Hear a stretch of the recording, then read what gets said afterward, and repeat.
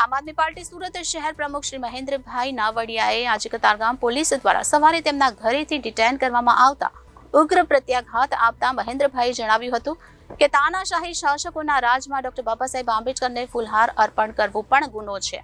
મને ડોક્ટર આંબેડકરની પ્રતિમાને ફૂલહાર કરતો રોકવો એ બાબા સાહેબનું ઘોર અપમાન છે.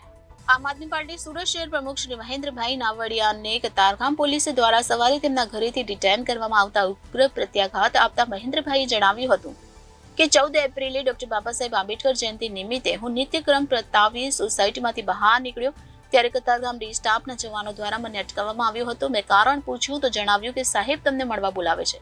ત્યારબાદ મહેન્દ્રભાઈ નાવડિયાને ડી સ્ટાફના જવાનો કતારગામ પોલીસ સ્ટેશન લઈ ગયા હતા. ત્યાં હાજર અધિકારીને પૂછતા જવાબ મળ્યો કે તમને ડોક્ટર બાબા સાહેબ આંબેડકરની પ્રતિમાને ફૂલહાર કરવા દેવામાં આવશે નહીં. લગભગ 2 વાગ્યા સુધી કારણ વગર તેમને પોલીસ સ્ટેશનમાં બેસાડી રાખવામાં આવ્યા હતા.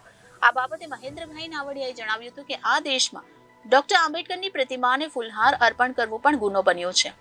તાનાશાહી ભાજપના ઈશારે આજે મને બાબા સાહેબને વંદન કરતા અટકાવવામાં આવ્યો છે એ ખુદ બાબા સાહેબનું અપમાન છે. મહેન્દ્રભાઈ નાવડિયાના ઘરમાં 2 દિવસ પહેલા જ એક દુઃખદ પ્રસંગ બનવા પામ્યો હતો. તેની મરણ ક્રિયા વિધિમાં પણ સામેલ થઈ શક્યા ન હતા તેનો અફસોસ મહેન્દ્રભાઈએ જતાવ્યો હતો. મહેન્દ્રભાઈ નાવડિયાએ આ બાબતે જનતાને જણાવ્યું હતું કે આ તાનાશાહીઓથી મુક્ત થવા ફક્ત એક જ રસ્તો છે અને એ છે તારીખ 7મી મેના રોજ મતદાનનો દિવસ. મહેન્દ્રભાઈ નાવડિયાએ જનતાને પૂછ્યું હતું કે શું તમે ઈચ્છો છો કે દેશમાં આવું શાસન ચાલે જે તમને મહાપુરુષોને વંદન કરતા પણ રોકે? શું તમે ઈચ્છો છો કે તાનાશાહો તમારી ઉપર હાવી થાય? શું તમને તમારી વ્યક્તિગત સ્વતંત્રતાની આઝાદી ન મળવી જોઈએ? સવારમાં તમને પોલીસ તમારા ઘરેથી ઉચકી જાય એવું શાસન તમે ઈચ્છો છો? આ અંગે સમગ્ર ઘટના બાબતે અંતે આમ આદમી પાર્ટીના national joint secretary Gopal Italia, India ગઠબંધનના સુરત લોકસભા ઉમેદવાર નિલેશ કુંભાણી, પૂર્વ કોર્પોરેટર દિનેશભાઈ કાછડિયા, કોર્પોરેટર મહેશ અણઘડ, રચના હિરપરા, આપ મહિલા આગેવાનો શોભનાબેન વાઘાણી, શિલ્પાબેન મારકણા, શહેર મંત્રી પ્રફુલ રાસડિયા, યોગેશ દિયોરા કતારગામ પોલીસ સ્ટેશન પહોંચી ગયા હતા. નમસ્તે, હું મહેન્દ્ર નાવડિયા, આમ આદમી પાર્ટી સુરત શહેર પ્રમુખ.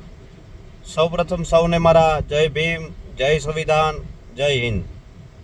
મિત્રો, આજ રોજ બાબા સાહેબ આંબેડકરની જન્મ જયંતિ નિમિત્તે સૌ દેશવાસીઓને બાબા સાહેબની જન્મ જયંતિ નિમિત્તે ખૂબ ખૂબ શુભેચ્છા, સાથે બાબા સાહેબના ચરણોમાં પણ વંદન.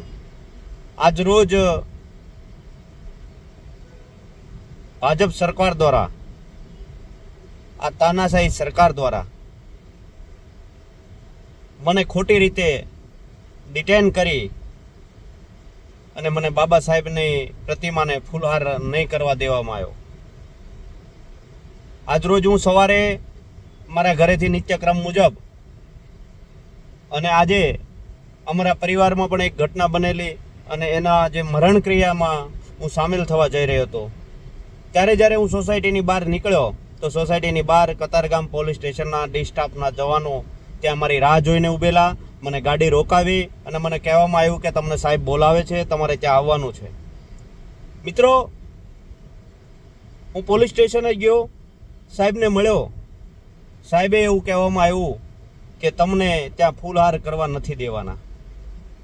અરે ભાઈ, આ દેશના બંધારણની અંદર સૌ નાગરિકોને અધિકાર હોય અને આ બંધારણના ઘડવૈયાને અમને વંદન કરવાનો પણ અધિકાર આ ભાજપ સરકાર નથી આપતી. એનું કારણ અમે સરકાર વિરુદ્ધ અવાજ ઉઠાવીએ છીએ એટલા માટે.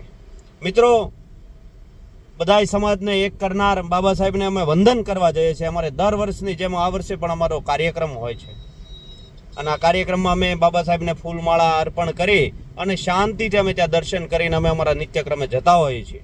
પણ આજે સવારે મને મારા કુટુંબમાં, અમારા પરિવારમાં જે મરણ ક્રિયા હતી એમાં પણ મને સામેલ ન થવા દીધો અને ત્યાર પછી આ ભાજપ સરકાર અને કતારગામ પોલીસ સ્ટેશન દ્વારા મને ડિટેન કરી અને 2 વાગ્યા સુધી ત્યાં બેસાડી રાખ્યો. વિચાર કરો, આવી સરકાર આપણે જોઈએ છે કે આ દેશની અંદર જે બાબા સાહેબના પ્રતિમાને ફૂલહાર પણ કરવા નથી દેતી, કારણ કે અમે સરકાર વિરુદ્ધ લડાઈ લડી રહ્યા છીએ, અમે સત્ય સાથે લડી રહ્યા છીએ, એટલા માટે અમને આ પ્રતિમાને ફૂલહાર પણ નથી કરવા દેતા. મિત્રો, આવનારા દિવસોની અંદર આપ સૌ ચેતી જજો. આવનારી ચૂંટણીની અંદર આ ભારતીય જનતા પાર્ટી કઈ ને કઈ રીતે લોકોને ગુમરાહ કરી અને જીતવા માટે મહેનત કરી રહી છે. પણ આપ સૌના હાથમાં છે આવનારી 7 તારીખે ઇન્ડિયા ગઠબંધન અને જીતાડી અને આ બાબા સાહેબનું જે અપમાન કર્યું છે આ લોકોએ એને આપણે જવાબ આપવાનો છે. અને આ સાથે સૌ મારે ત્યાં આવેલા સૌ કાર્યકર્તા મિત્રો, સૌ શુભેચ્છકો, સૌ પોલીસ સ્ટેશને હાજર રહ્યા બદલ સૌનો ખૂબ ખૂબ આભાર. જય હિન્દ, જય ભારત. Reporter Arvind Rathod, Janadesh news, Surat.